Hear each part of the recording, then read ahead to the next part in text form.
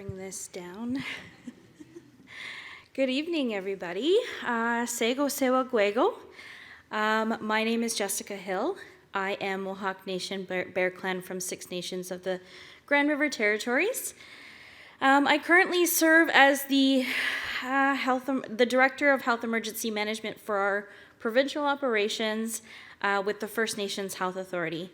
And throughout my talk today, you'll hear me kind of go back and forth between the First Nations Health Authority, and you might hear me use the acronym of FNHA. So today, a few elements I want to touch on is in the short 7 minutes that I do have, I want to do some context setting. So level set the information that I want to share with you today from a BC context. I also want to revisit First Nations perspectives and how we see things of our health and our wellness. And I also want to highlight a few tried and true practices that FNHA continues to hold in health emergency management and try and sprinkle some stories of resilience throughout. So to really set the context, British Columbia has a unique and diverse population of First Nations. There are just over 200 First Nations, including 26 cultural groups and 34 diverse languages. Most of the First Nations live urban and away from home, which is about 57%.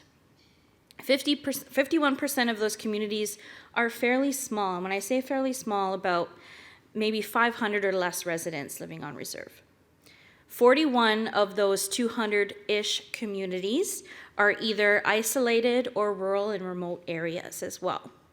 So from FNHA standpoint, the FNHA plans, designs, and funds the delivery of health and wellness programs to First Nations across BC following the transfer of these services from Health Canada in 2013, and that's when FNHA was born.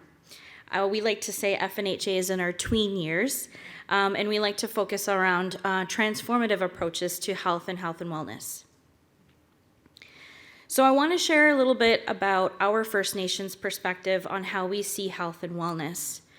Our worldview is very holistic and relational in nature.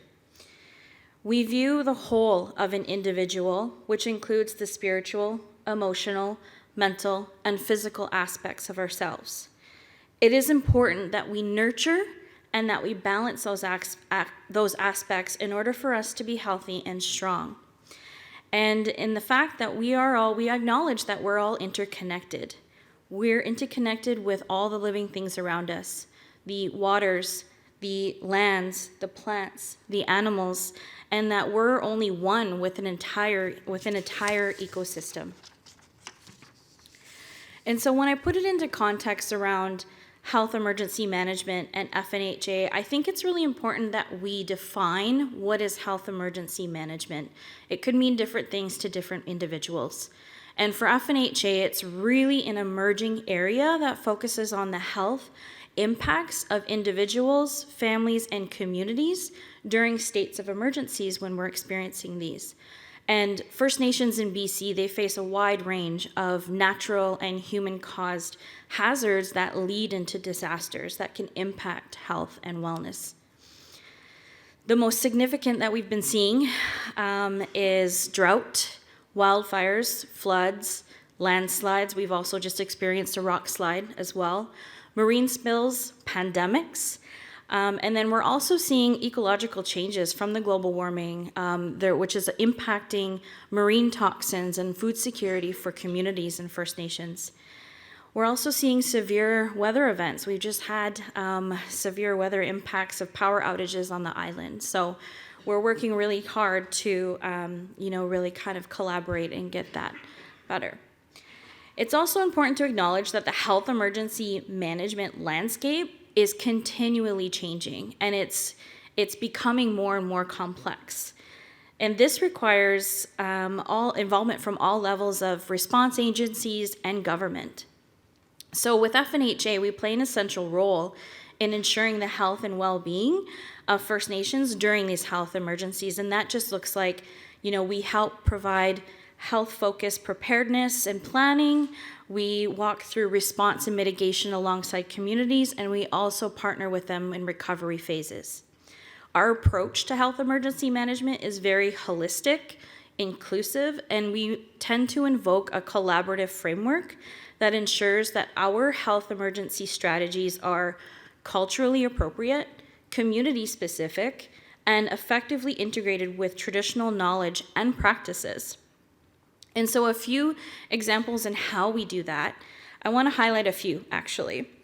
One is working with communities and partnering with them, we lead with culture. FNHA provides mental wellness and cultural supports on the ground for response, mitigation, and recovery phases. For example, we've increased our response time when a community is evacuated or put on an evacuation order. They tend to get displaced from their communities. FNHA folks is quickly to respond and actually will meet them at the site so that they have a friendly, familiar face to see and help navigate those resources and emergency support services on the ground. Another way, in terms of planning and preparedness, we really emphasize the Build Back Better principle to strengthen that community resilience. So looking at the resources, how can we build back better in order for the next time we're ready? We also recognize that community members are subject matter experts. Too often, we deem traditional knowledge lesser than Western scientific knowledge. And I think it merits, having that equalization across the two. I'll give an example. So in July of this year, a landslide occurred in the Chilcotin River, causing a complete blockage of the river's flow. This caused significant impacts on the salmon, which is their food source, and it also caused impacts around cultural sites. The nations in the area were on site almost immediately, and they started to begin building traditional mechanisms to reroute the salmon already. That knowledge was already passed on intergenerationally from their ancestors. And they actually began nation to nation sharing for resources to stabilize that salmon habitat.